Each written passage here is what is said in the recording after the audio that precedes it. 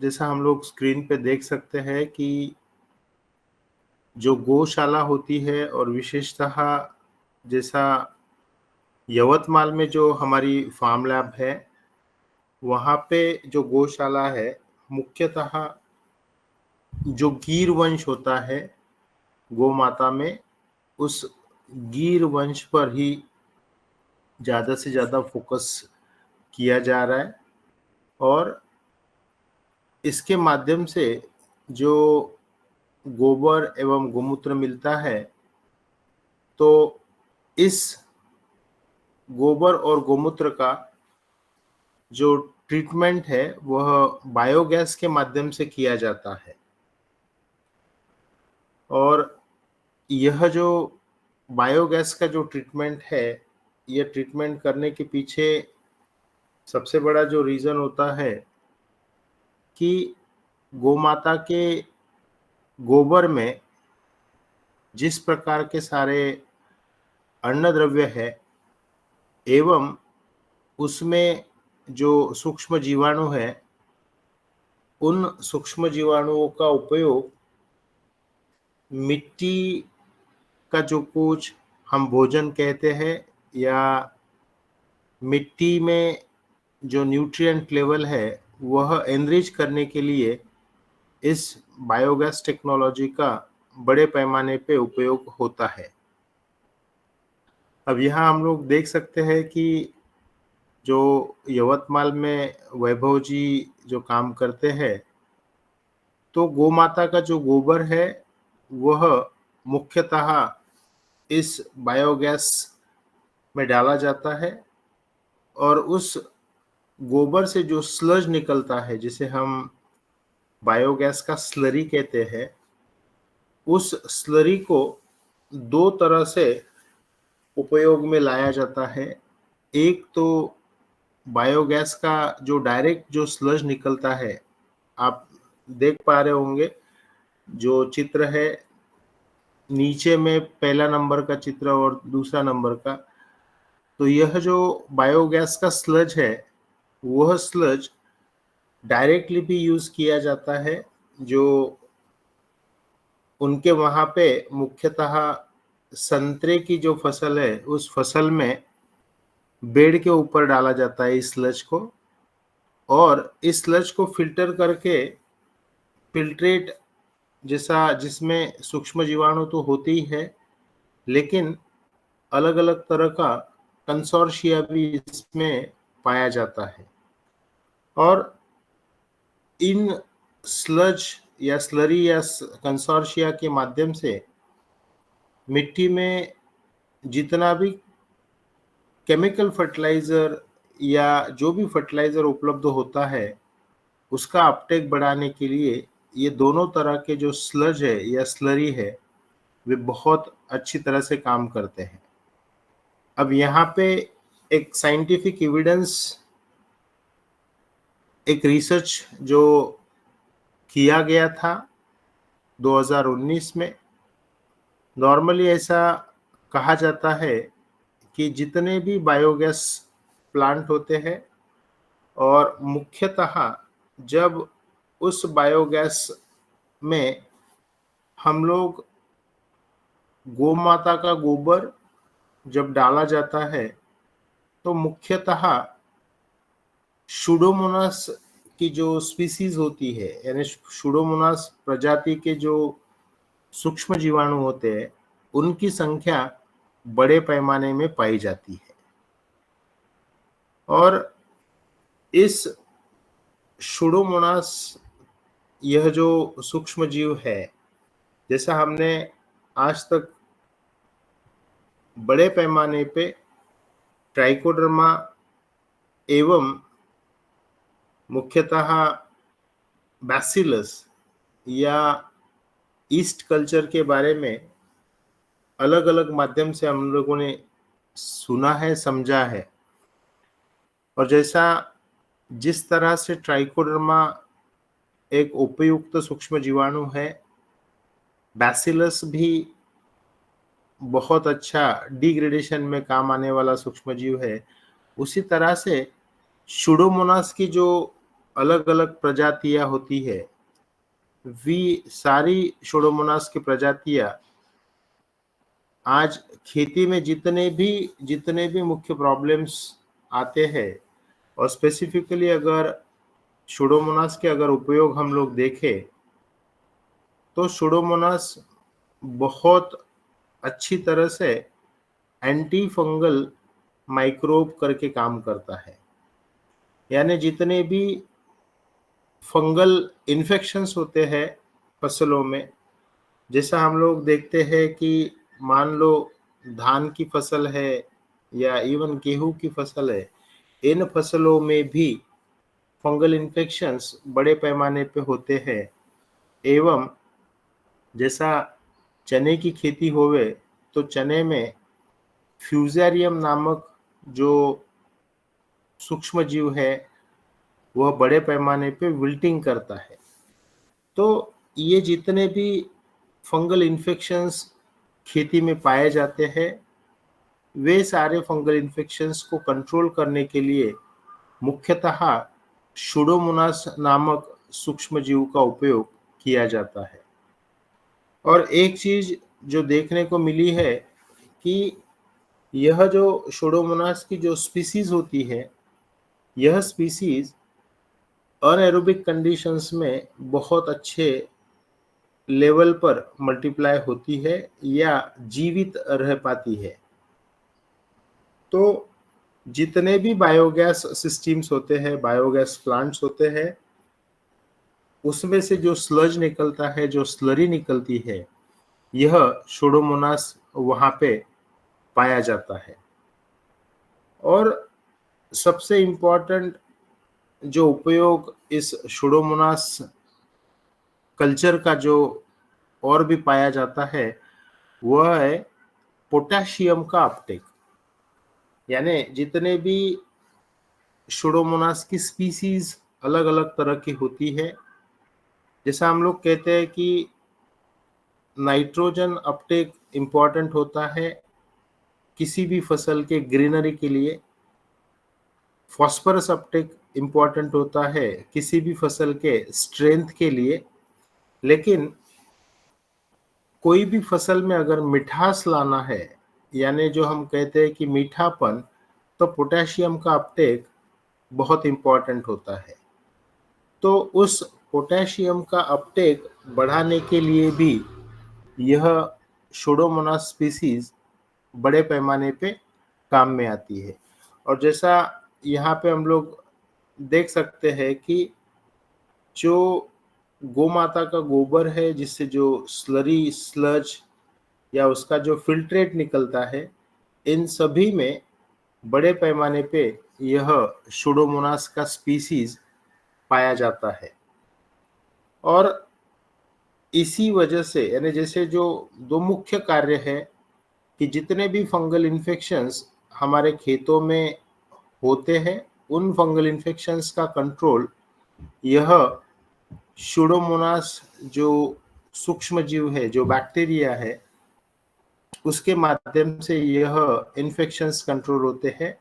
एवं जो पोटेशियम आज तक हम लोगों ने जो खेतों में डाला है, केमिकल फर्टिलाइजर के माध्यम से जो भी डाला गया है, उसका अपटेक बढ़ाने के लिए इस सुडोमोनास स्पीसीज का बड़े पैमाने पे उपयोग पाया जाता है।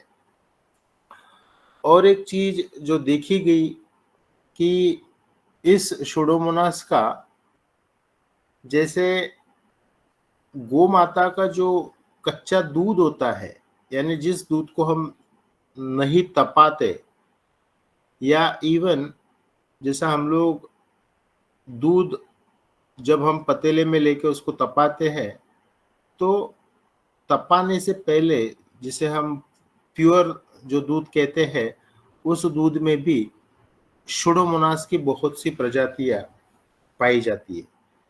तो जिस तरह से ट्राइकोडर्मा का एक अपना महत्व है, उसी तरह सुडोमोनास की जो अलग अलग प्रजाति है, उसका भी गौ माता के माध्यम से एक अपना महत्व है। और जैसे यह जो स्लज और स्लरी है बायोगैस में से जो निकलता है, हम यवतमाल में यह जो प्लॉट है, हमारे मित्र है मनोज जी साकला करके, इस प्लॉट में जैसा मैंने कहा है कि वैभव जी बहुत अच्छी तरह से यहाँ पे इस फार्म लैब का कार्य भी कर रहे हैं एवं सूक्ष्म जीवों का अलग अलग माध्यम से विशेषतः जो संतरे की फसल है उस फसल में उपयोग कर रहे हैं। और यह जो प्लॉट है, इस प्लॉट में यह स्लज रेगुलरली दिया जाता है जो बायोगैस से निकलता है। और मुख्यतः जो संतरे की फसल है, हम लोग यहाँ देख सकते हैं कि एक 1.5 एकड़ या 1.25 एकड़ का यह जो प्लॉट है, इस प्लॉट में 100% नेचुरल फार्मिंग की जा रही है। यानी पिछले 3 सालों से इस पर्टिकुलर प्लॉट में किसी भी तरह का ना तो फर्टिलाइजर यानी केमिकल फर्टिलाइजर दिया गया, ना तो किसी तरह का केमिकल पेस्टिसाइड दिया गया।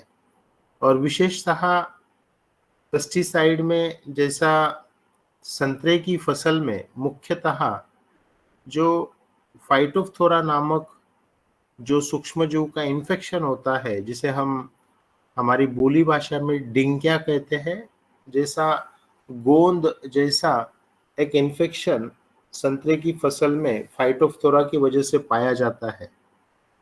तो किसी भी पेस्टिसाइड का उपयोग नहीं किया गया है एवं किसी भी फर्टिलाइजर का उपयोग यहाँ पे नहीं किया गया। उसके बावजूद हम यहाँ पे देख सकते हैं कि यह जो संतरे की फसल है वह बहुत अच्छे से यहाँ यवतमाल में डेवलप हो रही है। और इसका यानी इस फसल डेवलप होने के पीछे सबसे अगर कोई इम्पोर्टेंट रोल है तो अलग अलग जो सूक्ष्म जीवों का उपयोग इस खेत में हो रहा है। मुख्यतः जैसे ट्राइकोडर्मा जो प्रयोगशाला के माध्यम से ही वैभव जी बनाते हैं एवं उस ट्राइकोडर्मा का मल्टीप्लिकेशन भी वहीं पर अलग अलग माध्यम से किया जाता है। और दूसरा जो यह बायोगैस का जो स्लज है, स्लरी है, जिसमें से सुडोमोनास जो दिया जाता है, उस वजह से जैसा स्पेसिफिकली देखा जाए तो ट्राइकोडर्मा भी एक एंटी फंगल या एंटी माइक्रोबियल करके काम करता है और सुडोमोनास भी एंटी फंगल एवं एंटी माइक्रोबियल अच्छी तरह से काम करता है। और ट्राइकोडर्मा की अगर बात करें तो इसमें फॉस्फेट सोल्यूबलाइजर्स बहुत अच्छे से डेवलप होते हैं एवं यह जो सुडोमोनास है जो पोटाश अपटेक करने वाले सूक्ष्म जीवाणुओं का एक संच हमें मिलता है।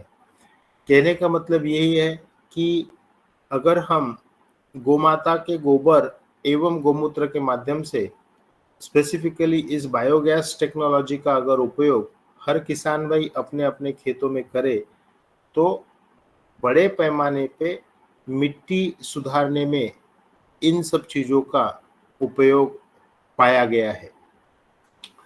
और दूसरी जो चीज़ है कि जो गोमाता के माध्यम से जो दूध मिलता है, जैसा मैंने कहा है कि जो कच्चा दूध होता है उस कच्चे दूध में भी हमें सुडोमोनास एवं बैसिलस की प्रजातियां पाई जाती है।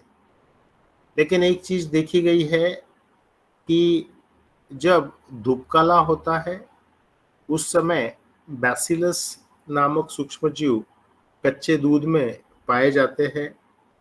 लेकिन जब ठंड होती है, जैसा अक्टूबर महीना से लेकर जनवरी महीना तक जो ठंड होती है, स्पेसिफिकली नवंबर, दिसंबर या जनवरी की, इन महीनों में कच्चे दूध में भी सुडोमोनास पाया जाता है। अब यहाँ हम लोग देख पा रहे हैं कि जो दूध का कार्य होता है, तो जितने भी पतीले दूध के होते हैं तो उसको अगर हम लोग अच्छी तरह से काम होने के बाद में धो भी लिए, तो उस जो बर्तन होते हैं उस बर्तन में तकात हमें अच्छी मात्रा में सुडोमोनास की प्रजातियां मिल जाती है। तो कहने का यही एक मतलब है कि गोमाता के गोबर के माध्यम से, गोमूत्र के माध्यम से, विशेषतः गोबर के माध्यम से एवं दूध के माध्यम से हमें सुडोमोनास की अलग-अलग प्रजातियां पाई जाती है और उन्हीं सूक्ष्म जीवों का उपयोग मिट्टी को सुधारने के लिए किया जाता है। और यहाँ हम लोग देख रहे हैं कि जो दूध है, उस दूध के माध्यम से जो देसी घी, जो विशेषतः जैसा गीर गीर नामक जो गोमाता है, उसके माध्यम से जो घी का प्रोडक्शन होता है, उसका अपना एक अलग ही स्वाद होता है एवं उसके जो गुणकारी, जैसे जैसा हम लोग कहते हैं कि जो घी हमें इसके माध्यम से मिलता है, उस घी का अपना एक चमत्कार होता है, अपना एक विशेष अनुभव हम ले सकते हैं, क्योंकि ह्यूमन हेल्थ के लिए गीर गोमाता का जो घी, इसके बहुत से अनन्य साधारण उपयोग भी दिए गए हैं और मुझे ऐसा लगता है कि अलग-अलग माध्यम से इस गोमाता का उपयोग हमें होता है। और जिस तरह से बायोगैस की स्लरी के बारे में हम लोगों ने चर्चा की, तो उसी तरह से यह जो नवधान आटे की जो स्लरी की हम लोग हर समय चर्चा लेते हैं, तो यह जो नवधान आटे का स्लरी है, यह स्लरी मुख्यतः जो एरोबिक यानी जो सूक्ष्म जीवाणु हवा के माध्यम से यानी ऑक्सीजन के माध्यम से ज़्यादा पैमाने पे मल्टीप्लाई होते हैं, तो इस स्लरी का उपयोग भी संतरे की फसल में वाशिम जिला में हमारे जो नीरज भाई पांडे हैं, वे करते हैं। जैसा दो तरह के अलग-अलग जो स्लरीज बनती है, एनारोबिक और एरोबिक।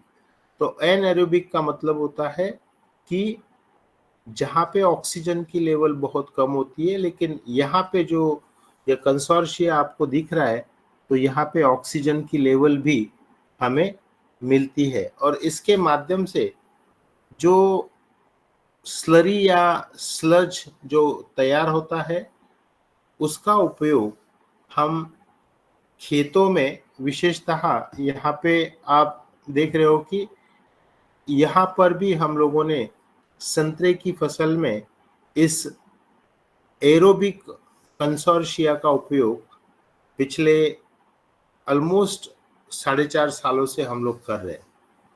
और यहाँ पर भी यह जो कंसोर्शिया है, मुख्यतः बैसिलस एवं जो ईस्ट कल्चर होते हैं और ट्राइकोडर्मा नामक सूक्ष्मजीव, उसका भी मल्टीप्लिकेशन करके इस संतरे की फसल को डेवलप किया जा रहा है। और यहाँ पे आप देख सकते हो कि पहला दिन संतरा का पेड़ लगाने से लेकर तो अब जैसा इस संतरे को एक्चुअल 4.5 साल हो गए हैं, ये 3.5 साल की फसल थी और यहाँ पे आप देख सकते हो कि वही फसल 4 साल की उम्र वाली।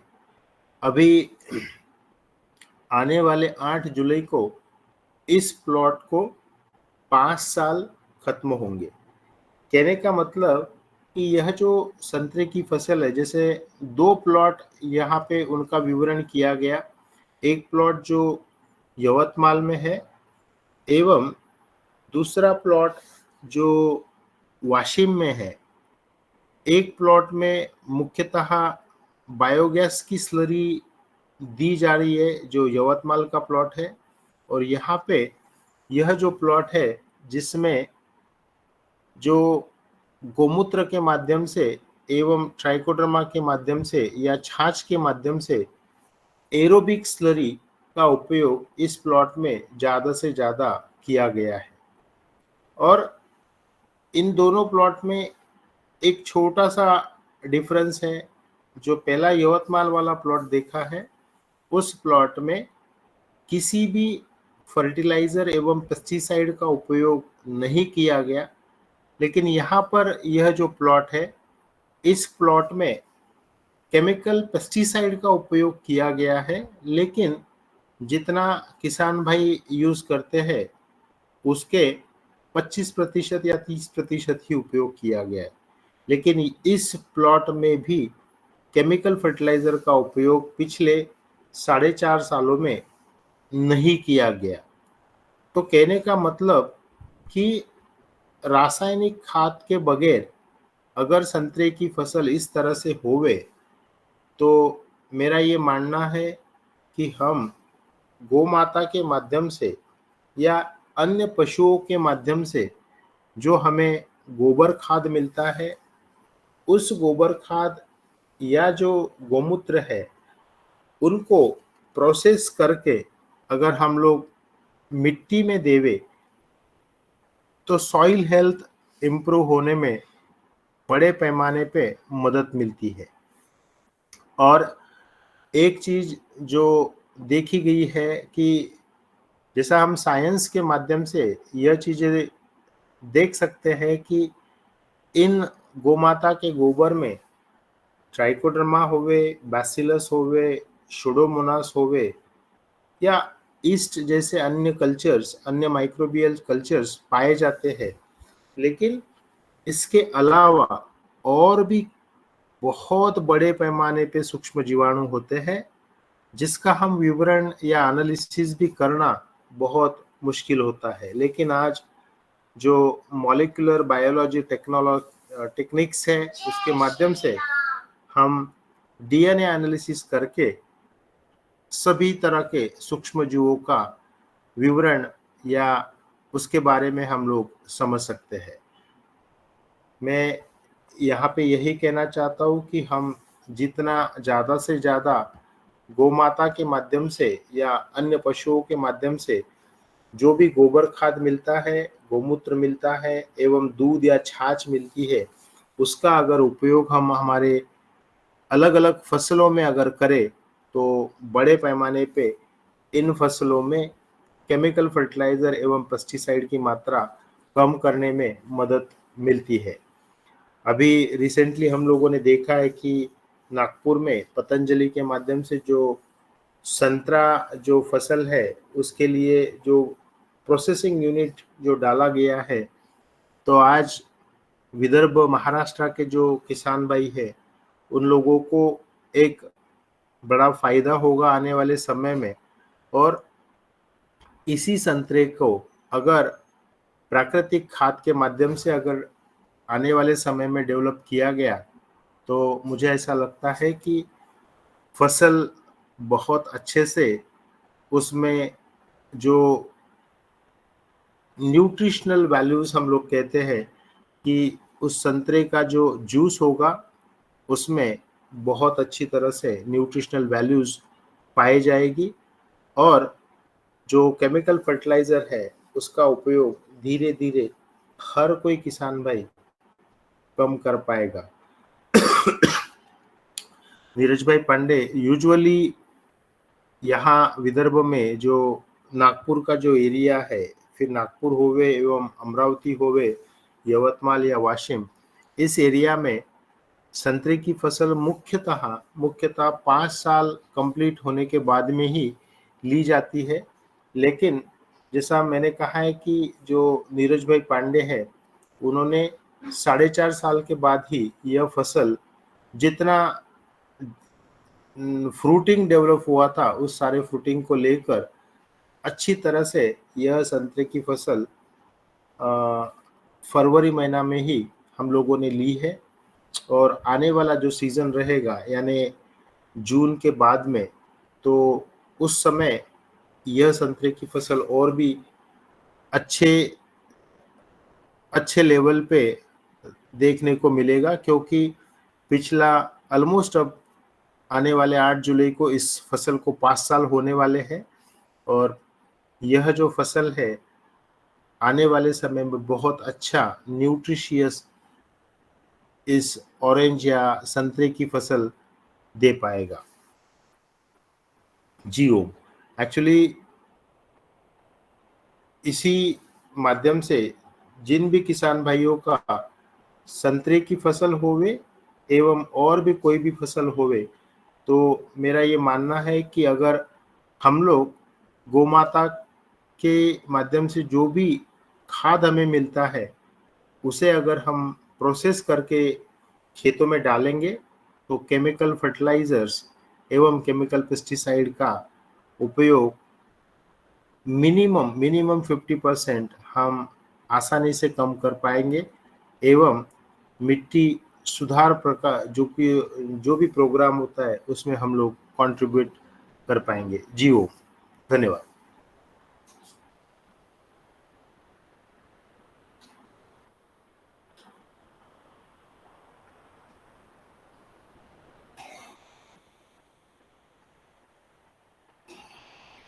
जी ओम। आपका हैंड रेज है दादू? जी सर, जैसे आपने आज मुख्यतः गिर गाय के संबंध में उसके दूध, उसके गोमूत्र और गोबर पर चर्चा की। अलग अलग क्षेत्रों में अलग अलग प्रजाति की गायें पाई जाती है।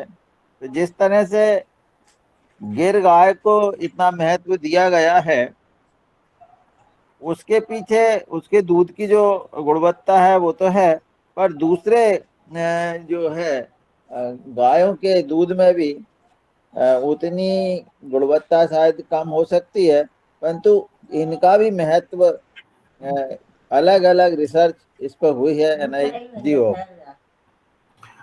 एक्चुअली जैसा हम लोग कहते हैं कि गोमाता का दूध फिर किसी भी गोमाता का होवे, लेकिन अगर वह देसी प्रजाति की होवे यानी अपने भारतीय वंशज की अगर गोमाताएं हैं तो उस दूध का जो क्वालिटी है वह बहुत अच्छा ही होता है। लेकिन फिर गिर होवे, सेहवाल होवे, थारपरवार होवे या और भी अन्य जो देसी गोमाताएं हैं, सभी गोमाताओं का दूध एवं जो गोबर या गोमूत्र है वह अच्छा ही होता है।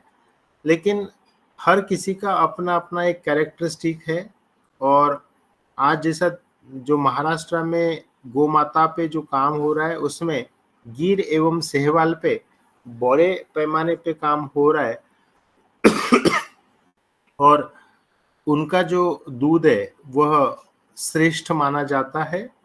लेकिन जैसा मैंने कहा है कि किसी भी देशी वंश का गोमाता होवे, हमें उसका जो न्यूट्रिशनल वैल्यूज है वो अच्छा ही मिलता है। जियो। जी सर, जी सर, जी सर। बहुत अच्छा सर, और बहुत महत्वपूर्ण जानकारियां मिल रही हैं। अब मैं सीएम राय साहब कुछ बोलना चाहते हैं, उनका हैंड रेज़र में बुलाता हूं। राय साहब, आप आमें। जी ओम। सज्जन को प्रणाम, डॉक्टर साहब को प्रणाम। सर, मैं ये पूछना चाहता हूँ कि ये जो छाछ की स्लरी है, इसको पेड़ों में देने के लिए जो करीब 3 साल 4 साल के पौधे हैं उसमें देने के लिए उसको कैसे बना के डालते हैं, थोड़ा सा इस पर प्रकाश डाल दें सर। ठीक है।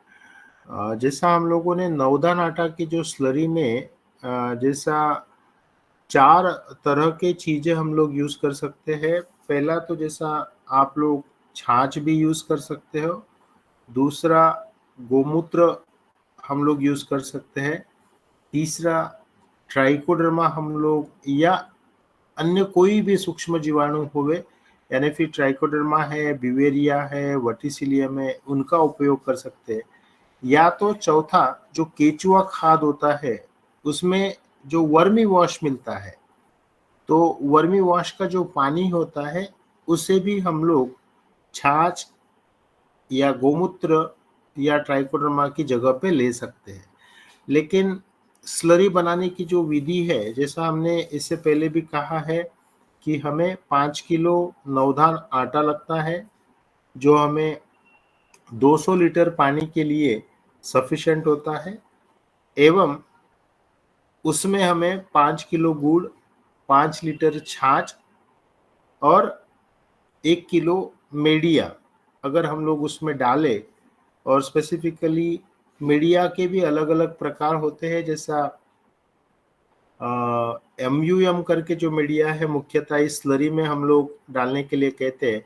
तो इनका सबका 200 लीटर पानी करके 8 दिनों तक हमें सुबह और शाम 2 बार अगर हम लोग इसे मिक्स करें, तो वह स्लरी हम अच्छी तरह से किसी भी फसल में, फिर जैसा अभी CM राय साहब के पास में कुछ फलों की भी पेड़ है, तो उन सब फलों में, फिर वो आम का होवे या कोई भी फल का पेड़ होवे, उसमें अगर यह स्लरी रेगुलरली हम लोग अगर देवे, और मुख्यतः छाछ वाली स्लरी देवे, तो वह भी अलग अलग जो फंगल इन्फेक्शंस होते हैं उसे कंट्रोल करने में मदद करती है। जियो जी, ये 5 इसको डालने की विधि क्या है? ये होगा। 200 लीटर है, इसको कैसे डालें? हमें, जैसा हम इसे 1 एकड़ में 40 लीटर का प्रमाण 1 महीना में इसमें देना होता है। अगर हम लोग हर सप्ताह दे सकते हैं तो 10-10 लीटर देवे, हर 15 दिन में देंगे तो 20 लीटर देवे, या एक बार भी हम लोग पूरा महीना भर का 40 लीटर हम लोग दे सकते हैं। और देते समय या तो हम इसे छान के अगर देवे तो ड्रिप लाइन से भी दे सकते हैं, नहीं तो इसका उपयोग ड्रेंचिंग के माध्यम से हम लोग डायरेक्टली भी दे सकते हैं। और इसी स्लरी को हम लोग छिड़काव के माध्यम से भी दे सकते हैं, 1 लीटर स्लरी और 9 लीटर पानी। लेकिन यह जो स्लरी जो छिड़काव के लिए उपयोग की जाती है, वह स्लरी जैसा जो जितने भी फसलें मान लो इटारसी के आसपास होती है, जैसा मूंग की फसल है, अभी मूंग की फसल चल रही है, धान की होती है, गेहूं की होती है, चने की होती है, तो इन फसलों में इसका जो छिड़काव है वह सिर्फ एक बार ही होना चाहिए। जो भी फसल 3 से 4 महीने से कम दिनों वाली फसल है, उसमें इसका उपयोग सिर्फ एक बार छिड़काव में से किया जाए। लेकिन अगर हम सॉइल एप्लीकेशन अगर करें तो आप कितने भी बार दीजिए, कोई दिक्कत नहीं आती है। लेकिन इन स्लरी का उपयोग जितने ज़्यादा से ज़्यादा हम लोग सॉइल एप्लीकेशन में करेंगे, उतनी अच्छी तरह से मिट्टी डेवलप होने में मदद होती है। जियो ये फसल जो मूंग की फसल है 60 दिन की, तो इसमें किस अवस्था में करना चाहिए? कौन सी अवस्था में फसल की, उस अवस्था में ये इफेक्टिव रहेगी? एक 15 से 20 दिन जब जब हम बोते हैं, बीज बोने के 15 से 20 दिन या 25 दिन के पहले अगर एक छिड़काव हो जाए तो इसका बहुत अच्छा असर दिखता है। आपने MUM बताया, वो 5 kg डालना पड़ेगा उसमें? नहीं, वो 1 किलो है। हमें जैसा 1 एकड़ के लिए सिर्फ 200 ग्राम लगता है, और जी 5 किलो आटा लेना है उसमें। हाँ, 5 किलो आटा, गुड़ और 5 किलो ये छाछ। हाँ, 5 लीटर छाछ, 5 किलो आटा, 5 किलो गुड़। और जी इसमें अगर आपकी फसल में, जैसा हम लोगों ने देखा था प्रशिक्षण के दरम्यान, कि अगर आपके यहाँ पे कीड़ा अगर ज्यादा लगता है तो 1 किलो चावल का आटा और बढ़ा लीजिए, और अगर बीमारी आती है तो 1 किलो बाजरे का आटा आप बढ़ा सकते हो, तो आप 7 किलो आटे तक भी जा सकते हो।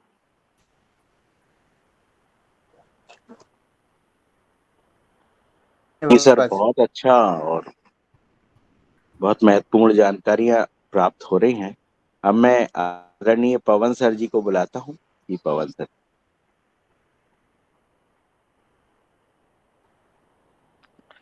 जी धन्यवाद शरद जी और संतोष जी ने कई सारी चीजें आज बताई हैं। मैं ये जानना चाह रहा था, जो आपने एक बात कही है कि डीएनए ट्रैकिंग के माध्यम से हम सूक्ष्म जीवों का वर्गीकरण अब जल्दी से कर पा रहे हैं। आपने पूर्व में ये भी बताया था कि जितने भी सूक्ष्म जीव इस दुनिया में हैं, उसमें से केवल हम कुछ प्रतिशत को ही हम समझ पाए हैं, जान पाए हैं।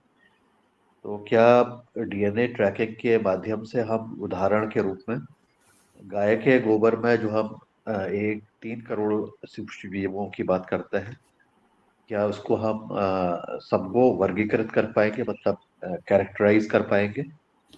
और इस प्रकार से जो अलग अलग जमीन में जो सूक्ष्म जीव हैं, क्या उनको भी इस पद्धति से कैरेक्टराइज किया जा पाएगा जल्दी से?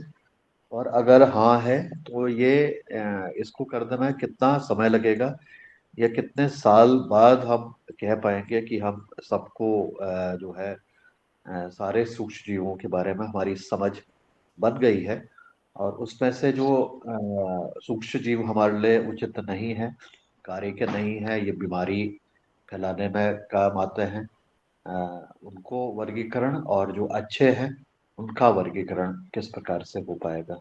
इस प्रकार उस चीज में अब टेक्नोलॉजी का किस प्रकार से रोल सामने आ रहा है? जी, ये मेरा प्रश्न है।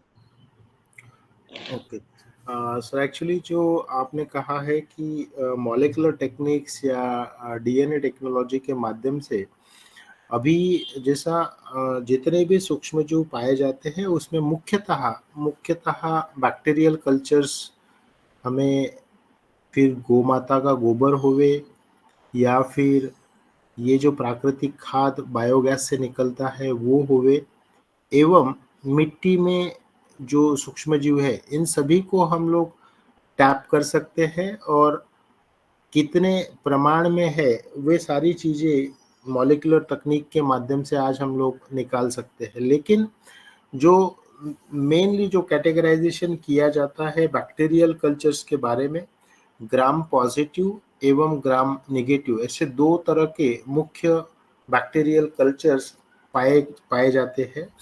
और जैसा इसमें डायरेक्टली इस बारे में तो विवरण नहीं किया जाता कि एग्जैक्टली कितना ऑर्गेनिज्म कितने प्रमाण में है, लेकिन जैसा ग्राम नेगेटिव में, जैसा आज शूडोमोनास करके जो सूक्ष्मजीव है वे ग्राम नेगेटिव इस कैरेक्टरिस्टिक में आते हैं, और बैसिलस जो सूक्ष्मजीव है वह ग्राम पॉजिटिव में आते हैं।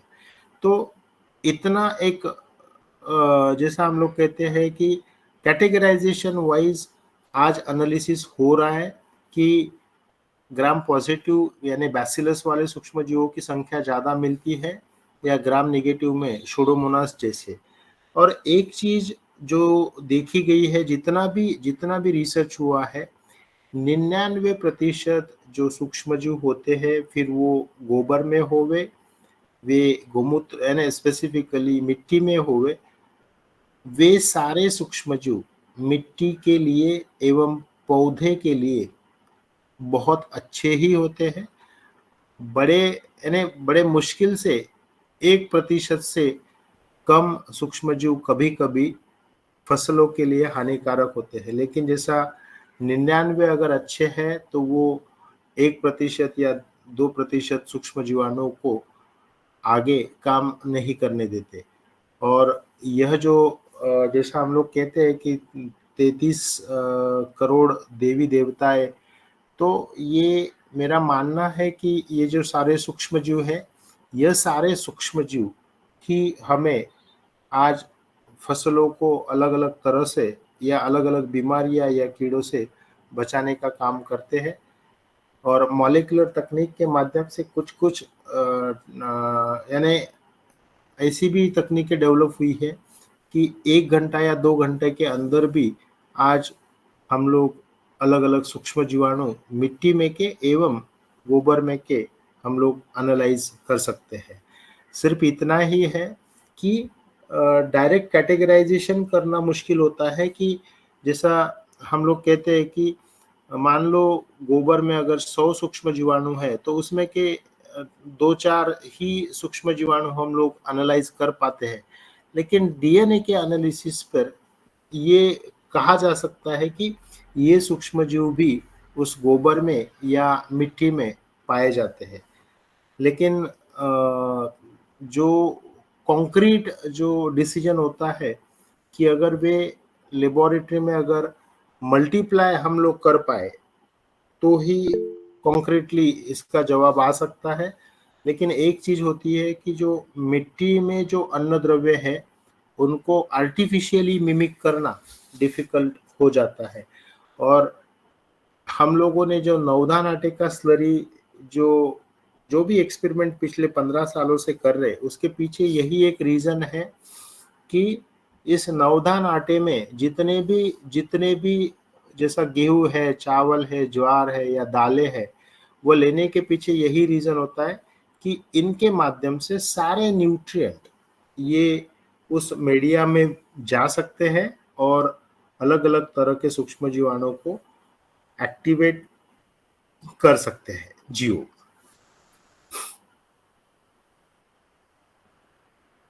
जी, मैं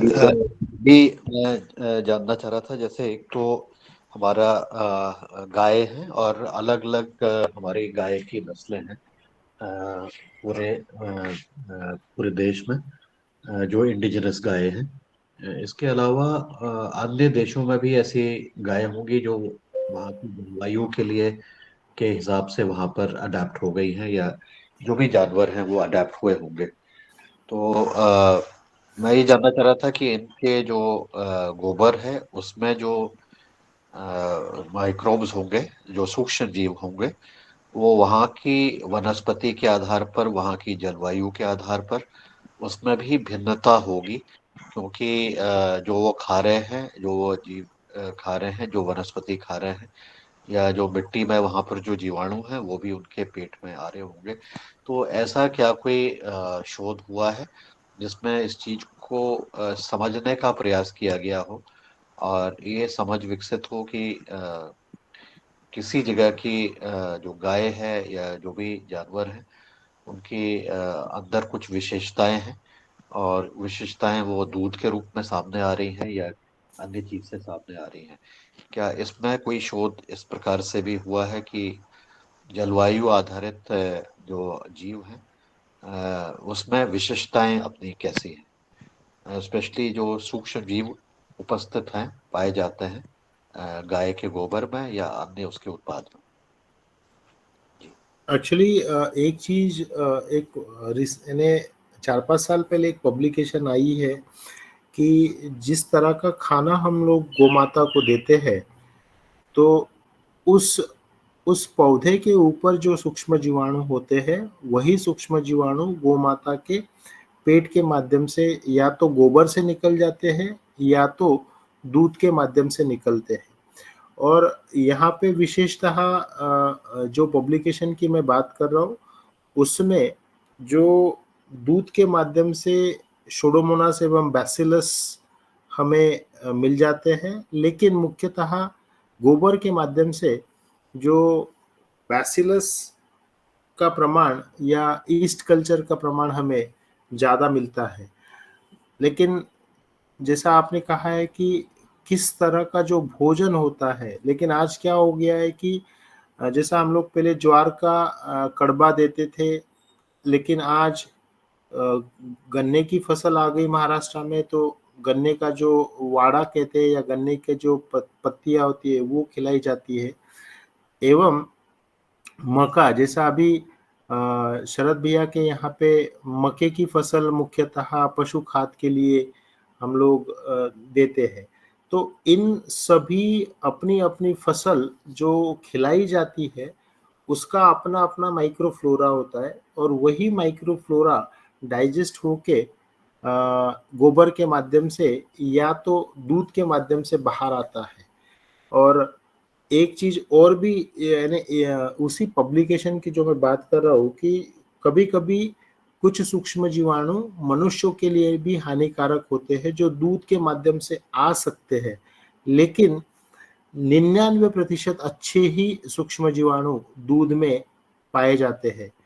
और यानी जैसा ये तो प्रकृति का क्या रोल है पता नहीं, लेकिन जो जीवाणु हानिकारक होते हैं वे गोमाता दूध के एवं गोबर के माध्यम से बाहर आने नहीं देते। तो यह अपनी प्रकृति का ही एक विशिष्टता है कि जो हमें इन सब चीज़ों से बचाती है। और जैसा खाना रहेगा वैसा सूक्ष्मजीव हमें गोमाता के गोबर एवं दूध में पाए जाते हैं। और एक चीज का और भी बहुत से लोगों ने संशोधन किया है कि गोमूत्र में सूक्ष्मजीव मिलते हैं क्या, लेकिन इक्का दुक्का कुछ पब्लिकेशंस हमें मिले हैं कि जिसमें सिर्फ नाइट्रोजन, जैसा नाइट्रोजन फिक्सेशन वाले या नाइट्रोजन जो उपलब्ध कराते हैं वे सूक्ष्म जीवाणु गोमूत्र में मिल पाते हैं, लेकिन 99% गोमूत्र में सूक्ष्म जीव नहीं मिलते हैं। लेकिन उसी गोमूत्र में हमें जो पशुधन का जो खाना होता है उसमें जो प्रोटीन प्रोफाइलिंग होता है, यानी अलग अलग तरह के प्रोटीन या पेप्टाइड, और ऐसा भी कुछ स्टडी हुआ है कि जैसा मान लो गौ माता है 6 महीना या 1 साल की जो गौ माता होती है, तो उसका गोमूत्र, उसके बाद जो प्रेग्नेंट है गौ माता उसका गोमूत्र, या आफ्टर प्रेगनेंसी, तो इन अलग अलग स्टेजेस में भी गौ माताओं का गोमूत्र का एनालिसिस किया गया और उसमें प्रोटीन प्रोफाइलिंग किया गया। तो इन अलग अलग स्टेजेस में भी हमें अलग अलग तरह के प्रोटीन्स मिलते हैं। जीव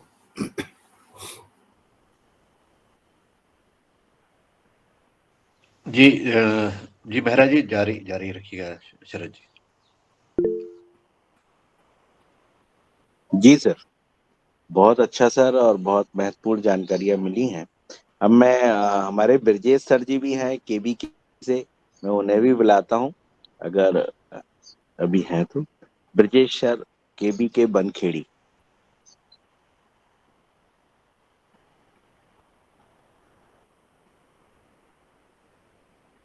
शायद लेफ्ट हो गए हैं ऐसा लगता है मुझे। और बेनी सिंह जी शायद का नहीं। जी बेनी सिंह जी का हैंड रेज है। जी जी, बेनी भैया आप आ जाओ। जी प्रणाम। जैसे संतोष भैया, आप ये सब अपने लैब में जो ट्राइकोड्रामा वगैरह जो बनाते हैं अपन, तो ये लिक्विड फॉर्म के अलावा अपन इसको पाउडर फॉर्म में भी बना सकते हैं क्या? पाउडर फॉर्म में बनाने से क्या होगा कि सुविधा अधिक रह सकती है? और हम लोग पाउडर फॉर्म भी बना सकते हैं। सिर्फ इसका एक ही चीज है कि यह लिक्विड फॉर्म में बहुत अच्छी तरह से काम करता है। और अगर आपको इसका पाउडर फॉर्म बनाना भी है तो मेरा ये मानना है कि आप जैसा यूजुअली टाल्कम पाउडर या बेंटोनाइट का powder as a formulating agent यहाँ पे उपयोग होता है, लेकिन उसके जगह पे अगर आप आटा यूज करें, यानी विशेषतः बाजरे का आटा या ज्वार का आटा तो भी चलेगा। लेकिन प्रोडक्शन करते समय हमें, जैसा हम लोगों ने लैब में देखा है कि हम लोग या तो फंगल मीडिया या इवन जो अलग अलग तरह के नवधान आटा है उसका उपयोग करके लिक्विड में ये बना लेवे। और अगर किसी फसल में अगर हमें देना है तो फिर आप इसको आटे के साथ मिक्स करके, या इवन जैसा आपने देखा होगा कि शरद भैया ने गोबर के लड्डू बना के भी खेतों में डाले थे, यानी इन सूक्ष्म जीवों के गोबर के लड्डू बना के। तो इन माध्यम से भी आप दे सकते हो, लेकिन सबसे सरल माध्यम जो है कि आप लैब में उसे मल्टीप्लाई यानी प्रोडक्शन कीजिए, या उसको आप मल्टीप्लाई कीजिए और स्लरी के माध्यम से 200 लीटर बना के वह 200 लीटर स्लरी गोबर खाद में या केचुआ खाद में मिक्स करके आप किसी भी फसल में दे दीजिए। तो यह सबसे सरल माध्यम होता है। एवं जैसा गौ माता के गोबर के जो कंडे होते हैं उस कंडे को भी आप इस स्लरी में मिक्स करके आप उसका उपयोग कर सकते हो। जी हो। जी बहुत अच्छा सर। अब मैं प्रदीप राज्य वर्मा जी को सादर आमंत्रित करता हूँ कि वो हमें। ओम सदन को सादर प्रणाम। सर मैं ये पूछ रहा था कि गोबर को हमने ये ट्राइकोडर्मा डाला और उसको ढक के रख दिया, गीला हुआ, वो बहुत अच्छा बन गया। अब इसके बाद हम इसको कितने दिनों तक यूज कर सकते हैं? उसको हम नमी बनाए रखे हैं और ढक के रखे हुए हैं पन्नी से, तो इसका उपयोग कितने दिनों तक कर सकते हैं? नॉर्मली जैसा यह गोबर खाद अच्छे से डाइजेस्ट होने के लिए 8 महीना से 1 साल का समय लेता है। और अगर आप 1 साल अगर उसको वेट करके वह खाद अगर आप यूज करोगे तो सबसे बेहतर है। लेकिन ज़्यादा भी गोबर खाद को जैसा 1.5 साल के ऊपर ना रखे, उसके पहले ही वो अगर उपयोग में आ जावे, क्योंकि बाद में फिर उसका ऑर्गेनिक मैटर कंटेंट मेंटेन करना भी डिफिकल्ट होता है। और उसमें नमी, जैसा हम लोग कहते हैं कि 8% से कम नमी कभी भी ना होवे, और 20% से ज़्यादा भी नमी होना नहीं चाहिए। तो इसका एक ख्याल रखें कि जैसा हम लोग केक में जितना मॉइस्चर होता है उतना मॉइस्चर उस गोबर खाद में होना जरूरी होता है। जी जी सर बहुत अच्छा। सर ये जैसे अभी मूंग की हम लोगों की सोइंग चल रही है मूंग में, तो इसमें हम लोग क्या क्या ध्यान रखें और क्या क्या चीजें मूंग के बीज के साथ दे सकते हैं या पहले पानी में हम लोग दे सकते हैं? इसमें अधिकतर एक फूल खाने वाली इल्ली बहुत तगड़ी आती है जो कि पूरे फूल को खा जाती है, और फिर से दूसरी बार फिर से फूल आते हैं फिर लगते हैं, तो क्रॉप लेट हो जाती है। इससे भारी किसानों को नुकसान होता है। उसी कारण किसान कोराजिन का उपयोग करते हैं।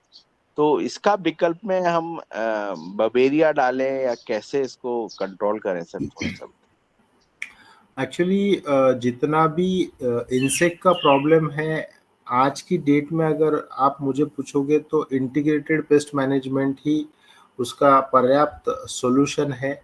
हम 100% बायोलॉजिकल या 100% केमिकल फार्मिंग पे ना जावे। हमें एक बायोलॉजिकल इंसेक्टिसाइड जिसका भी आपको अच्छा रिजल्ट मिलता है, लेकिन जैसा डायरेक्टली कोराजन पे जाने की ज़रूरत नहीं है ऐसा मुझे लगता है। जैसा हम लोग इमामेक्टिन के माध्यम से भी किसी किसी भी इल्ली का या किसी भी इंसेक्ट का कंट्रोल एक पाया जाता है। एवं उसके साथ में बिवेरिया की या मेटाराइजियम की अगर हम लोग स्लरी यूज करें तो उसके भी बड़े पैमाने पे उपयोग दिखते हैं। एवं उसके साथ में यह जो गोमाता के गोमूत्र या छाछ की जो स्लरी है इसका अगर हम लोग अच्छे से उपयोग करें तो इतना भी अगर कर लिया जाए तो किसी भी तरह का जो कीड़ा है या इंसेक्ट है उसका कंट्रोल आसानी से हो जाता है। लेकिन एक चीज और भी पाई गई है कि जिन फसलों में नाइट्रोजन का उपयोग बड़े पैमाने पे सालों साल होते आ रहा है, वहां पर इन इल्लियों का एवं कीड़ों का कंट्रोल आसानी से नहीं होता है और उसको समय लगता है। यानी जैसा जहाँ पे भी नाइट्रोजन का लेवल बहुत ज़्यादा पैमाने पे उपयोग किया गया, या आपके खेतों के पास में भी अगर कोई किसान भाई बड़े पैमाने पे नाइट्रोजन का उपयोग कर रहे होंगे तो उनके फसलों में से भी कीड़ा आपके खेत में आता है। जी जी जी जी सर, ये बहुत हमारे यहाँ की भारी बड़ी समस्या है। और हम लोग थोड़े फेरोमोन ट्रैप और ये भी लगाते हैं, लेकिन वो सही फेरोमोन नहीं मिलने के कारण हमें इसमें तकलीफ आती है। और हम लोग इसमें ग्रीन और हरी और पीली पट्टी का भी उपयोग करते हैं, पर फिर भी सर इसमें आज भी किसानों को अपनी फसल बनाने के लिए कोराजिन का उपयोग करना पड़ रहा है। अभी राय साहब का हैंड रेज है, अगर उनका कोई क्वेश्चन। जी, मेरा तो प्रश्न ये है कोराजिन कि मैं सुनो। नींबू का। जी हेलो। ये हाँ हाँ कोराजिन का उपयोग जो शुरू में जो इनने दवाई दी, ये डाल के नहीं देखी क्या तुमने, शरद भैया? नहीं नहीं, दवा तो डाल रहे हैं, लेकिन अपने यहाँ पे जो जैसे जो रिजल्ट आने चाहिए जितने तगड़े, वो रिजल्ट जैसे इसमें जो इल्ली फूल खाने वाली जो है ना, उसका फूल के प्रॉपरली टाइम पे उसका फेरोमेन नहीं मिल पा रहा ना। उसका फेरोमेन जो चाहिए था वो नहीं, फेरोमेन फेरोमिन नहीं मिला नहीं, अभी। जैसे इन्होंने ये 3-4 प्रकार की जो दवाई मिला के डालते हैं अपन 5 एकड़ में, जो डोज है एक, हाँ, और तो उस दवाई से इल्ली कंट्रोल नहीं हो रही क्या? नहीं हमारा क्या, देखिए हमारा पर्सनल तो क्या मक्का सोइंग वाला काम है, हमें तो कंट्रोल मिल रहे हम्म। हैं, पर हमारे जो किसान भाई हैं उनकी तकलीफ, इस बार हम लोगों ने 8 किसानों को ले गए थे यहाँ से, 8 किसानों। नहीं, किसान भाई ने ये अरे दवाई 8 डाली किसान थी क्या दवा पिछली डाल रहे बार? थे ना, इस बार लेके आए हैं वो दवा वहां से, सर के वहां से अच्छा अच्छा। पहली बार लेके आए, पहली बार उन्होंने वहां पे ट्रायल किया हुआ है। कारण तो क्या है, वहां पे जब लेके मैं इसलिए आए आपसे हैं। पूछ रहा हूँ, मैं इसलिए जी, आपसे पूछ रहा हूँ क्योंकि मैं ट्रायल में हूँ अभी। मैंने पूरी दवाई ये डाल चुकी, अपनी पहला स्प्रे हो गया है, यही यही दवाई सर की जो थी ना, नहीं तो ये हमारे पूरी यहाँ भी दवाई जो का स्प्रे किसान अपन ने कर दिया। भाई, हमारे यहाँ भी किसान सभी ने लेके आए थे। जो जैसे हम लोग गए थे ना अभी 12 लोग ट्रेनिंग, तो हमारे हर गांव से हम्म। 2-2 लोगों को ले गए थे हम। तो सभी ने लेके आए, सभी ने डाला है। लेकिन अधिकतर इधर जो किसानों की जो प्रैक्टिस है वो कोराजिन की प्रैक्टिस है यहाँ पे। अरे वो सब तो कोराजिन उसको से अपना कोई लेना देना नहीं, वो कोराजिन ओराजिन से छोड़ो, अब तो अपनी प्रैक्टिस देखो कि अपनी प्रैक्टिस सही चल रही कि नहीं चल रही। अपनी प्रैक्टिस अगर बिगड़ रही है पटेल साहब वो जी बिल्कुल सही है। तो नहीं, अपनी पटेल साहब को प्रैक्टिस अभी जाले वाली सही इल्ली लगती है ना, वो नहीं लगी क्या उस दवाई से, अशोक बाबू? अभी तो सर शुरुआत ही करी है मैंने इसी साल से। हाँ हाँ तो हाँ हाँ अब पता चलेगा ना कि क्या हो रहा है क्या नहीं हो रहा है। अब शुरुआत में डाल दिए अपन हाँ। ने, जैसा इन्होंने बताया वैसा वैसी हाँ, वो। वो तो जो तो अशोक 10 भैया दिन में लग 3 दिन में जाती है ही ना वो जाले जाले वाली वाली इल्ली इल्ली, पता चल जाती है। अच्छा, जाले जाली वाली वाली, अब 10 दिन जाता में हूँ लग खेत में जाती देख के आता हूँ। ओके, धन्यवाद, मैं देख के आता हूँ जाली वाली को। उसमें इमाबेक्टिन थैंक भी यू। मिलाई अपन ने, वो दवाई के साथ इमाबेक्टिन भी मिलाई। मतलब जो 5 एकड़ का जो डोज था ना, 5 एकड़ में आधा हाँ किलो। हाँ जी जी। जी डॉक्टर साहब एक बात जी जी। आपसे थोड़ा सा पूछना है, वो इमामेक्टिन, वैज्ञानिक लोग कहते हैं इमामेक्टिन गर्मी में काम कम करती है, कि आपका क्या विचार है उसके बारे में? नहीं, एक्चुअली देखिए, जैसा हम लोग तो अभी सिर्फ इमामेक्टिन यही एक इंसेक्टिसाइड यूज़ करते हैं। और मेरा ये मानना है कि जैसा इमामेक्टिन ही आज की डेट में इल्लियों के लिए यहाँ विदर्भ में जितने भी फसलें वहाँ पे हम लोग यूज़ कर रहे हैं और उसके अच्छे परिणाम दिख रहे हैं। सिर्फ इतना ही होता है कि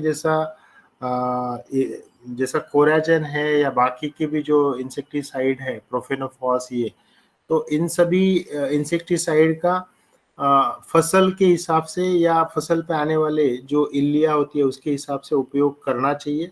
लेकिन डायरेक्टली किसी भी प्रैक्टिस को आपकी जो रेगुलर प्रैक्टिस है उस प्रैक्टिस में इन सब चीज़ों का एडिशन करके धीरे धीरे आपका पेस्टिसाइड का लोड कम करना चाहिए। पहला ही साल अगर आप सोचोगे कि हम लोग 50% या उससे और भी केमिकल इंसेक्टिसाइड कम कर देवे, तो वह चीज़ें ठीक नहीं होगी। हर साल आप 15 से 20% जो भी केमिकल का प्रैक्टिस आपका है उसे आप अपनाइए, लेकिन 15 से 20% आप आसानी से कम कर पाओगे। और इसके साथ में ये जो 2-3 चीज़ें जो हर बार हम लोग कहते हैं कि नवधान आटे की स्लरी आपको बनाना ही है, वो देना ही है। एवं जैसा ये जो किट दिया जाता है कि जिसमें ट्राइकोडर्मा है, सिलिकॉन है या बायोसाइम का पाउडर होता है, तो इन सभी चीज़ों का अगर as a integrated pest management हम लोग करेंगे तो डेफिनेटली आपको इसका असर किसी भी, यानी सिर्फ मूंग की फसल ही नहीं, आपको कोई भी फसल में इसका असर आसानी से दिखेगा। तो रेगुलर ये प्रैक्टिस आप करते रहिए, लेकिन किसी भी किसान भाई ने अपनी जो प्रैक्टिस है ड्रास्टिकली चेंज नहीं करना चाहिए। 15 से 20% हर साल आप केमिकल इंसेक्टिसाइड या केमिकल फंगिसाइड आप कम कीजिए।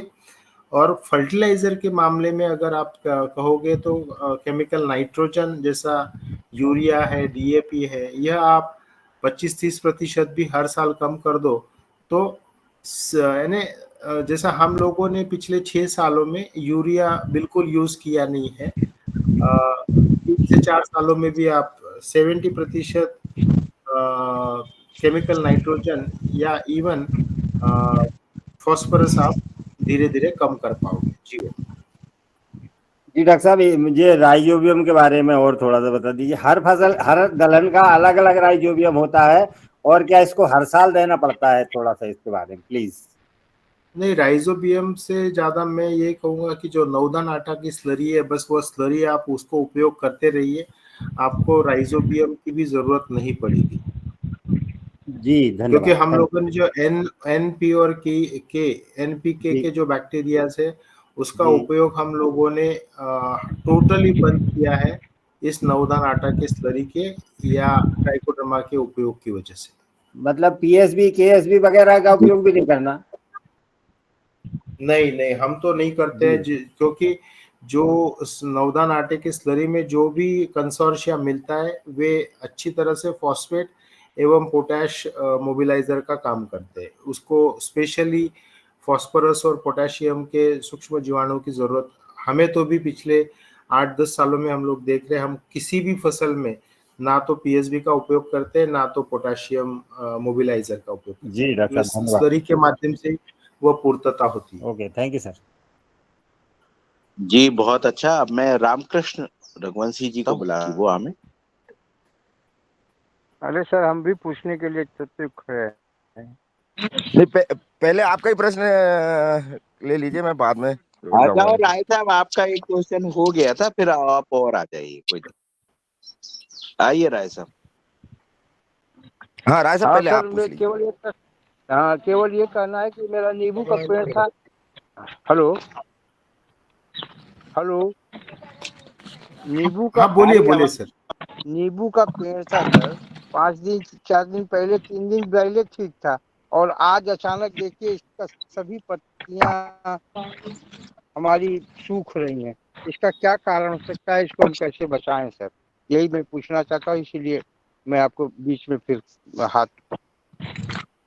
एक्चुअली यहाँ पे अगर आपको ऐसा लगता है कि वो फंगल इन्फेक्शन की वजह से है, तो पहला तो आप जैसा जो छाछ का स्लरी है उसका छाछ का स्लरी उसको देके पानी का डोजिंग थोड़ा सा उस पौधे के लिए बढ़ा दीजिए, और अगर फिर भी वो ना रिकवर होवे तो फिर उसे फंगीसाइड का, जैसे हम लोग टिल्ट करके एक फंगीसाइड आता है, उसका 2 ml प्रति लीटर पानी के हिसाब से अगर आप 5 लीटर पानी भी अगर दोगे तो उसका भी एक आपको वहां पे असर दिखेगा। लेकिन शुरुआत में आप छाछ वाली जो स्लरी है। कहाँ मिलेगा सर? हेलो जी, हेलो जी सर। हाँ बोलिए ना सर। कह रहे हैं सर कि इसमें टिल्ट कहाँ मिलेगा सर? टिल्ट आप बताया क्या? आपको कोई भी कृषि सेवा केंद्र पे मिलेगा, वहां पे जो जहाँ पे आप इंसेक्टिसाइड या फंगीसाइड लाते हो ना, वहां पे मिल जाएगा टिल्ट करके। प्रोपिकोनाजोल करके आता है अगर वो, लेकिन पहले तो आप छाछ के माध्यम से छाछ की स्लरी और पानी वहां पे ज्यादा से ज्यादा दीजिए। निकालो सबको टाइम, फोटो खींच गई तुम लोग, जल्दी बुलाओ। ठीक है, हाँ ठीक है, धन्यवाद सर। रामकृष्ण रघुवंशी जी, आपका मोबाइल चालू है तो आप हमें। जी, मैं गुरुदेव ये बोल रहा था कि जैसे अभी इवर्मेक्टिन पे जाने के पहले अपने पास उसमें ऑर्गेनिक में एक विकल्प है जिसको हमने यूज किया है, और डॉक्टर साहब हैं सदन में इस समय। तो क्या है सर, बेसिलस की एक स्ट्रेन है, और वो उस स्ट्रेन को जैसे उन्होंने यूज किया है और हमने मूंग पे और अन्य क्रॉप पे डाला तो उसके माइंड ब्लोइंग रिजल्ट है। तो अगर हम जाना चाहें तो उसका एक डायपेल करके यूपीएल का आता है, ऑर्गेनिक ही है वो, और बेसिलस जो दही में बैक्टीरिया होता है ना, उसकी स्ट्रेन से उन्होंने बनाया है। और भी ज्यादा सूक्ष्म जानकारी डॉक्टर साहब प्रदान कर पाएंगे, मैं उसकी फोटो ग्रुप में शेयर कर दूंगा। तो हम उस पर भी जा सकते हैं। जैसे अभी इमामेक्टिन का कह रहे थे आप लोग, वो केमिकल है, तो उसका अपने पास विकल्प अच्छा है। और इवन उसके 8 से 10 दिन, मतलब 12 दिन तक के रिजल्ट देखे हमने मूंग में, जो फ्लावर में दिक्कत आती ना, जैसे सरज जी भी बोल रहे थे, तो एक बार उसका प्रयोग करके जरूर देखें। जी आपने बैसिलस आपने करके देखा क्या? हाँ, हम पिछले 2-3 साल से हमेशा मैं डायपेल ही यूज करता हूँ अधिकतर। जो ऐसी क्रॉप सेंसिटिव क्रॉप होती हैं, जिनमें बहुत जल्दी ये होता है, तो उसमें डायपेल अच्छा काम करता है, जो बेसिलस की माइंड स्ट्रेन है। Blowing, mind mind blowing blowing है रिजल्ट है। उसका। अच्छा अच्छा, जी जी, मेरे जी शब्दों पे ध्यान दें। जी जी जी। जी सिंगोरिया जी। रामकृष्ण रघुवंशी जी, सिर्फ आप उसका एक स्टिकर या उसका फोटो अगर शेयर कर दो तो थोड़ा सा उसके बारे में जानकारी भी हम लोग देख लेंगे सर। जी और सर, उसका मैं अभी ये कितने की आती है और कितने एकड़ में डलती है? रामकृष्ण रघुवंशी जी। ये रामकृष्ण ज्यादा भैया, नहीं डलती, 40 से 50 ml पर पंप जाएगी आपकी। नहीं वो 5-5 एकड़ का जो डोज अपन वो टंकी आते हैं ना, उसमें डालते हैं 500-500 लीटर की। हाँ, तो आप 50 ml 15 लीटर पे तो कैलकुलेट कर लीजिए आप। हम छोटे पंप से ही डलवाते हैं, बैटरी वाले पंप से, वेस्टेज नहीं हो और प्रेशर। जी। तो ये और उसके साथ में ना, अगर आप मिला सके तो 1 रुपए का शैम्पू जरूर मिला लें, तो वो क्या है कि स्प्रेडर का काम करता है, तो वो लॉन्ग लास्टिंग रिजल्ट आते हैं उसके। ये कितने शैम्पू की का पाउच शीशी कितने की है? वो आएगी 750 रुपए की, 250, 750 रुपए की हाँ, 1 लीटर। 1 लीटर, हाँ बढ़िया, सस्ती है, कोई ज्यादा महंगी नहीं। सस्ती है, बेसिलस के ऊपर बना है, उसके बहुत अच्छे रिजल्ट है। हाँ, धन्यवाद भैया जानकारी देने की। अरे मंच पे सदन इसलिए तो बना, जिसके पास जो है वो आदान प्रदान करिए। क्या नाम बताया आपने? दवा का क्या नाम बताया आपने? डायपेल, डायपेल। पूरे पैकेट कंप्लीट हो चुके हैं। सबको सोना मोती में कोई दूसरा प्रश्न नहीं। हाँ, आज हमारी सोना मोती हार्वेस्ट हो रही है।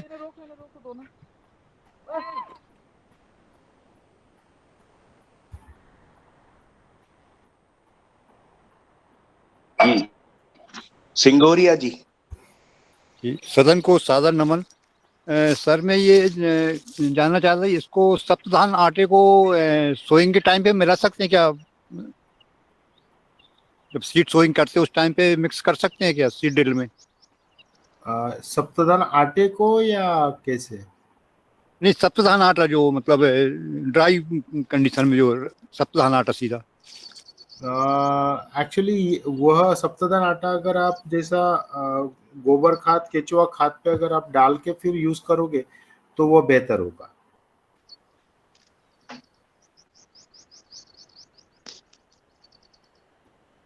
सर जी आवाज सर, नहीं आई। बहुत अच्छा। नहीं, जैसा सप्तधान आटा आप गोबर खाद या केचुआ खाद में मिक्स करके अगर आप खेतों में उपयोग लाओगे तो बेहतर जी, रहेगा। अच्छा जी जी जी, ठीक। और सर जैसे अभी हम लोग धान की गड़े तैयार करेंगे सर, तो उस टाइम पे ट्राइकोडर्मा को हम उसमें डाल सकते हैं, जो तो बारिश में अच्छा वो मल्टीप्लाई हो जाएगा। हाँ हाँ, आप उसका स्लरी बना के उपयोग में लाइए। जी जी जी। और जो खाली जगह है उसमें भी डाल सकते हैं सर ट्राइकोडर्मा बारिश के टाइम पे सर? हाँ हाँ, खाली आप जगह। हाँ, कर सकते हो आप। जी बहुत अच्छा और बहुत अच्छी जानकारियां मिल रही हैं। अब मैं आदरणीय मुंडीलाल सर जी को बुलाता हूं कि वो आमे और आज का समापन भी करें।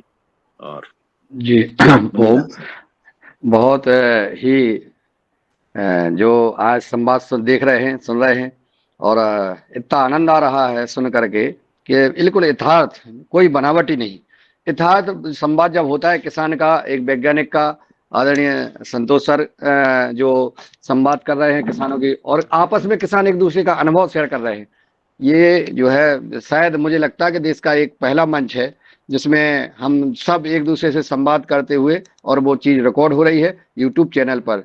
ऐसे कोई नहीं होता है, नहीं तो क्या होता है कि कोई एक बोलता रहा, लोग सुनते रहते हैं, उनके मन में कोई सवाल आते हैं लेकिन वो सुनते रहते हैं बेचारे। यहाँ जो है खुला जो है मंच है, अगर किसी किसान के पास कोई सॉल्यूशन है तो वो भी हो रहा है, वो भी बता रहे हैं, अपना अपना अनुभव बता रहे हैं।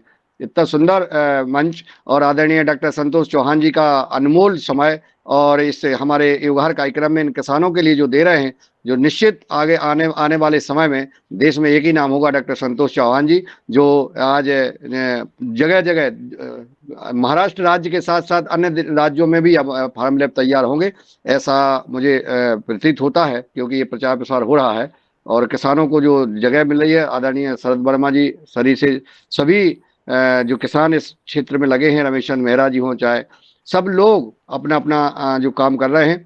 ये सरकार जो नहीं कर पा रही है किसान को मोटिवेट, वो युगहर मोटिवेट कर रहा है। ये बहुत बड़ी बात है, क्योंकि किसान अपने खर्चे से, अपने समय से, अपने वाहन से और जब प्रशिक्षण लेने के लिए जाता है तब यह सिद्ध होता है कि वाकई में किसान की लगन है। नहीं तो सरकार जगह जगह भ्रमण करने पहुंचाती है, लेकिन उसका रिजल्ट नहीं आता है उतना जितना इसका आ रहा है। तो युगहर परिवार को जो इसमें सहयोगी बन रहे हैं, सहभागी बन रहे हैं, उन सबके पुरुषार्थ को नमन प्रणाम करते हैं। आज हमारी आदरणीय बहन कल्पना खोटले जी, जो कृषि के क्षेत्र में आगे आई हैं, जबकि एक शिक्षिका है, परम सिद्धे आचार्य जी, आदरणीय पवन कुमार जी के आशीर्वाद से वो इस कृषि के क्षेत्र में आई और बालाघाट के उन्होंने पतंजलि किसान सेवा समिति की कमान संभाली और लगातार गाय माता और किसान के क्षेत्र के में लगातार पुरुषार्थ कर रही हैं। और उनके साथ जुड़ी हैं पुनीता साकरे बहन जी, सब बहनें भी लगी हुई हैं और भाई लगे हुए हैं। तो निश्चित परिवर्तन आएगा, ऐसी उम्मीद है। अब मेरा खेत भी लगभग आज हम मूंग की बोएंगे, मूंग बोना है हमें, तो मैं अभी बात कर लूंगा आदरणीय रघुवंशी जी से और सर भैया से कि उसमें अभी हमें क्या क्या डालना है साथ में बोने के साथ। और बाकी सभी को प्रणाम, सबका आभार और धन्यवाद करते हैं। आज चूंकि 8:06 हो गए हैं और कल सुबह 5:30 बजे मिलते हैं। और हमारे नए सदस्य भी जुड़ रहे हैं, जिनको जो आदरणीय प्रदीप राज वर्मा जी ने बहन जी को जोड़ा, अन्य जोड़ रहे हैं। तो ये भी संदेश जगह जगह तक जाए, दूर दूर तक जाए, ऐसा प्रयास करने का कष्ट करें। सभी भाई बहन एक एक दो व्यक्तियों को और जोड़ें, ताकि यह महत्वपूर्ण संदेश सुबह 7 बजे से पौने 7 बजे से लेकर जो 8 बजे तक का जो संवाद चलता है, ये बहुत महत्वपूर्ण वक्तव्य चलता है। इसको और जगह फैलाने का काम करें। यूट्यूब चैनल से भी इसको शेयर करें, अपने अपने व्हाट्सएप ग्रुप में और फेसबुक पर, इंस्टाग्राम पर डालें, ताकि हम सब लोग इससे लाभान्वित हो गए। सबको प्रणाम, सबको वंदन, नमन, ओम। जी ओम। जी सबको ओम। जी ओम। जी ओम सर, प्रणाम।